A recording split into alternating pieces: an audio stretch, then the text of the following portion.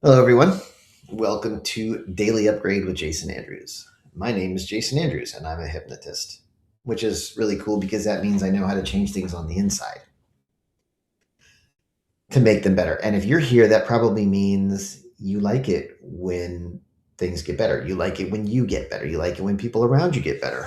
And that's what I'm here for, too. And today, I want to talk about some reframes to put your mind more at ease. And reframes are pretty straightforward. So as I do these, you're going to notice that you're going to change the way you think about things or feel about things. And I'm going to start with some stuff about current events, but I'm going to move on from there and do some other things as well. So if you're watching this, you've probably had some other things going on. So let's all reset by take a deep breath in, hold it for a moment, and let everything go. Ready? Breathe in, hold it, and let it all go. And then the next thing we want to do is take all those places that your mind has been, all those thoughts, everything that's been going on. We're just going to take them all and bring them in here.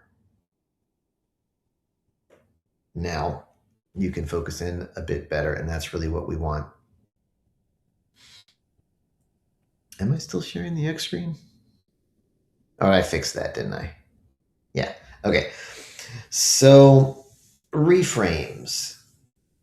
Let me at first explain what a reframe is for those who may be not familiar with the term.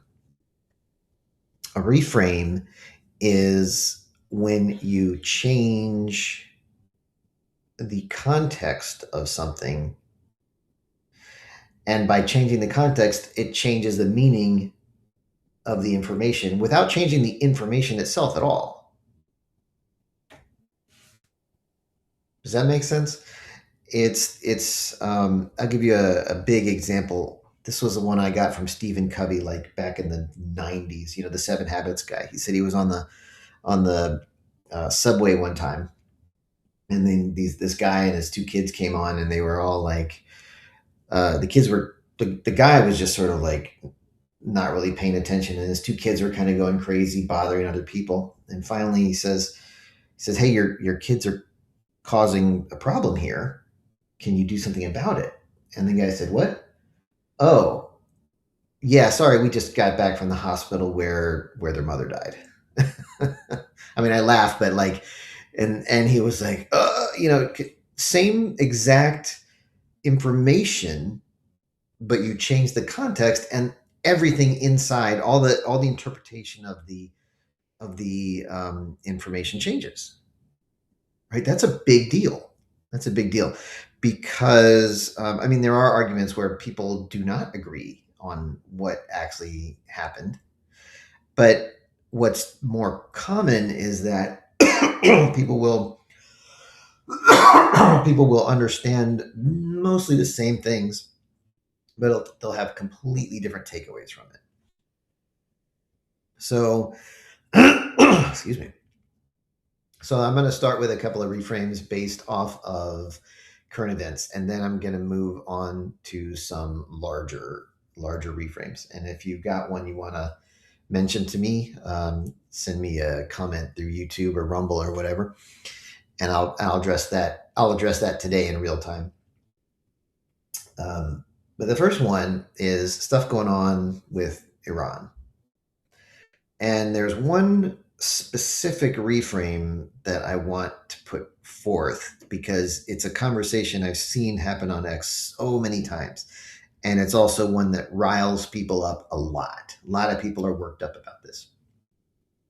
And it kind of goes like this: America doesn't really care. We have no business being in Iran militarily. And that America is just doing this on behalf of Israel. Right. So that's one frame, because if you look at what's happening, I think you could make an argument that that's happening. You could make a pretty good argument about that. And then there's another frame that I've come across, and I actually thought that was probably true at first. But then there's another frame that I came across, and this is because I follow some China related accounts. I've been keeping track of China for 8 or 9 years now. And several of these, plus Victor Davis Hanson, who is just one of the smartest people ever, he says, now, wait a minute. Yeah, this is Israel wants this to happen, but the reason the America is doing it is because of China. And he said, okay, well, why? Because number one, we went into Venezuela and we're like, nice dictator. I think I'll take it. Yoink. And we yoinked him back out into one of our prisons without, you know, it was just like you go to sleep one night and you wake up the next morning and it's like, oh, yeah, we took Venezuela's guy. Happened really fast. Well, Venezuela was really important to China. Venezuela was one of the footholds China has in the Western Hemisphere, right? The North American Hemisphere. So that was important, and also because China gave Venezuela all this defense technology, and it apparently didn't work at all. So that was all about China, right? Number one, no more foothold. Number two, Venezuela sold a ton of oil to China.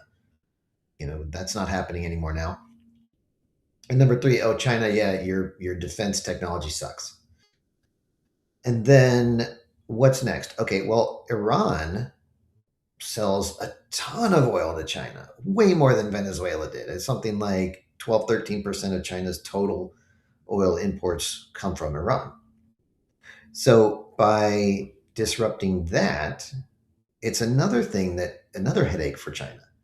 China wanted to control the Strait of Hormuz or whatever it's called, where all the traffic goes through up to the Red Sea and then out into the Mediterranean or whatever, because Iran has like a major coastline on that, and as long as China was helping them, they could keep that open and keep the oil flowing from Iran to China. Well, that's going to change because we kind of go in there and change the leadership, and I think it's going to shift that around too, right? So, and I'm not saying, I mean, the way I see it, it's kind of like a Venn diagram. Like Israel really wants Iran to not have Iran to change. They want Iran to change because of Middle Eastern politics and religious wars, and because it's the Middle East and they can never get their shit together. And it's just always going to be that way. So that's good. That's like here, and then America has a big interest in China. And so it's like a Venn diagram that overlaps quite a bit between the two. So I think that's kind of what's going on. And when you think about that, if you were concerned about the Israel influence side of things, doesn't that change the way you think about it? Doesn't that change the way you feel about it? Because you're starting to realize that, oh, actually, this is indeed in the US's interest because of China. Right. So when I learned that really, I eased up about how I was about the whole thing. Because I think America should do American things for America's people and American interest and American reasons. I don't like anybody else around here telling us what we should or shouldn't do. So that's a geopolitical one. Oh my gosh. So that's a geopolitical reframe, but there's other reframes, right? There's a very common one that I've heard people say, right? And instead of like, okay, well, instead of saying I have to do this, like something you have to do and you don't want to do, oh, I have to do this. You could say I get to do this, right? Now, this is a habit. This is a very common one that I've heard said many, many times. And you think about, oh gosh, I gotta, like if your kid is saying, I gotta do my homework, and you say, well, you get to do your homework. What does that mean? It's like, okay, well, at least you get to learn things, right? The idea is to get an engine or a consistent way to do that. But I find that trying to do things like that is kind of annoying, right? It's much better to have your own reframes sort of on the fly just by thinking about things in a different way. And so maybe I'll shift directions here. Maybe I'll just show you how to make your own reframes instead of going through a bunch of examples. You know what's going on. Yeah, let me do that because in order to understand how to reframe things, you have to understand how to frame things in the first place, or even more accurately, how things are currently framed. Because anything you think about has to have a frame. And what do I mean by frame? A frame is a set of presuppositions that you apply to the situation before you even get any of the actual information. Now, frames are really, really powerful. Scott Adams called them bubbles, or movies, like two movies, one screen. Bandler and Grinder called them frames because all the information can only be interpreted within that frame, right? So you've got, I'll give you another example. You got the liberal frame and the conservative frame, and they don't overlap a whole lot. Same information, but different interpretations. So once you understand how it's framed, then you can break out of the frame because you've identified the frame. There's a common thing going on now in sales letters where it says, well, would you like to buy the would you like to buy the like the what is it called, the oh gosh, would you like the great package or the premium package? Which one do you want? You know, and okay, well, either way, they're buying your product. So that's how it's framed. Okay. Would you like to pay now or pay later? Okay. Well, you're still going to pay. It's just when, right? Those are the frames. And so when you ask yourself, okay, what are the presuppositions involved in the way this is presented to me? And then you can go and think, okay, what if I change the presupposition? Okay. Are you going to pay now or are you going to do a payment plan and pay later? So the presupposition is you're going to pay. Well, what if you think, okay, well, what's contrary to that presupposition? Okay, well, I don't necessarily pay. And then you start thinking outside the box, outside the frame. And you can think, well, maybe I won't buy it after all. And then your range of responses gets wider and broader. And that's really helpful to you because you don't want your choice taken away. You don't want your choice taken away. You want to have more choice. You want to be the one who can choose for yourself what's right for you and what are the right options for you. So you identify that presupposition, find out something that contradicts that presupposition or invalidates that presupposition, and then go in that direction. And if you do this, people get, you'll see people not know how to deal with it. When you start talking about things outside someone's frame, they don't know what to do with it.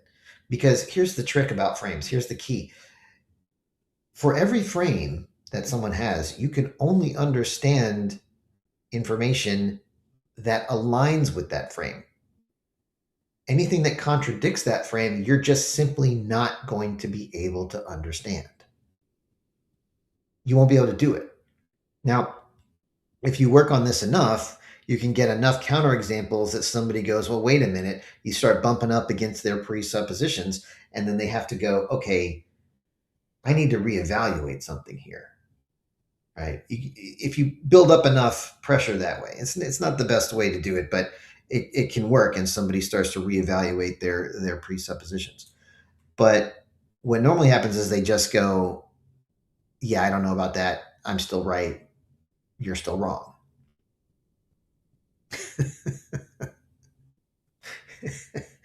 Yeah. So one way, excuse me, I lost my train of thought there too.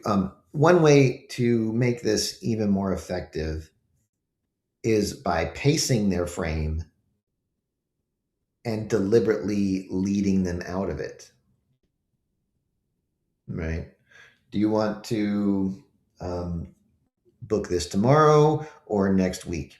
And you say, well, I know you want me to book a session, but I'm not sure that I want to do that. Okay. You pace their frame and then you lead them out of the frame. What are my other options? Right? Does that make sense? You're broadening the path, but you're also pacing their frame, leading them out of it, and then they start to go, and their brain gets bigger, right? I know you think that that politician is a liar and can't be trusted, but what if they're doing something that actually benefits us anyway? Right? That's hard to resist. That's difficult to challenge. Now somebody's probably just going to say, "Nope, you're wrong about that." But it gets their brain going in another direction. And you can do this with yourself too by just, if you ever get stuck in any situation, if you're, I mean, internal situation, and you don't know what to do, what are my presuppositions about this? I can do this, I can't do that. Usually it has something to do with I can't do XYZ. That's usually where you get stuck in your frame. So, oh, I can't do this because of this. Okay, well, challenge that presupposition. How could I do this? In what situations would that make sense to do that? I can't do this unless XYZ, right? Finish that sentence. Start the sentence and see what happens. Okay. There's this guy I knew who did one of the best reframes I've ever seen. It was this, he was talking to this other guy who just couldn't, had terrible, terrible success with women, just was awful with women. And he just kept saying, oh, I'm not this, I'm not that, and this, and I'm, such a loser. And he said, "You're an ex-loser." And then the guy kept saying, "Well, yeah, but I can't do this, and I can't do that, and I can't do this." And the guy just said, "Yet." And it was one of the most effective reframe things I've ever seen. I mean, the guy said like 2 or 3 words and just completely shifted the other guy's sense of possibility. So if you get stuck with a "I can't do this," then that's a good way to do it. You say, "Well, I can't do this yet." Right? I can't do this unless what? And ask your brain that. And as your brain will come up with some solutions for that or some potential ideas for that, you might discover new ways to proceed. And that's a really valuable thing. Make sense? So thank you for being here with me today. If you found this interesting or useful in any way, feel free to share it with others. I love the comments. I'm going to keep trying to get these things going on Rumble and Locals and YouTube because, again, that feedback is so valuable to me. So have a great rest of your day. Tomorrow is Friday, and you know what that means. It's Feel Good Fridays, where I guide you into a trance to feel good for any reason or no reason or every reason. And that can often help you to not have to indulge in anything that's not good for you because you stop chasing things and you realize that I'm okay now. And that's a really good place to start from. So join me tomorrow at 8:30 and I will see you then.